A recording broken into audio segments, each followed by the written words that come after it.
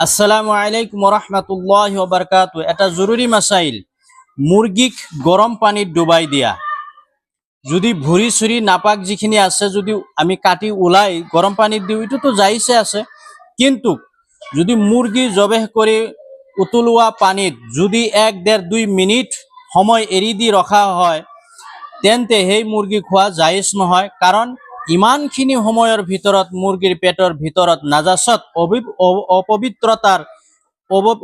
অপবিত্ৰতা প্ৰভাব মাংসত সোমাই যায়। কিন্তু যদি গৰম পানীত নিক্ষেপ কৰাৰ লগে লগে তুলি অনা হয়, যাতে গৰমৰ প্ৰভাব মুৰগিৰ ভিতৰত প্ৰবেশ নকৰে কৰিব নোৱাৰে, তেনেহলে এই মাংস খোৱা অনুমতি আছে। ভাল হল কি যে মুৰগি জবাই কৰাৰ পিছত ভুৰি চুৰি যিখিনি নাজাসত আছে, গন্দগী আছে, ওলাই তাৰ পিছত পানীত আমি নিক্ষেপ কৰিব লাগে।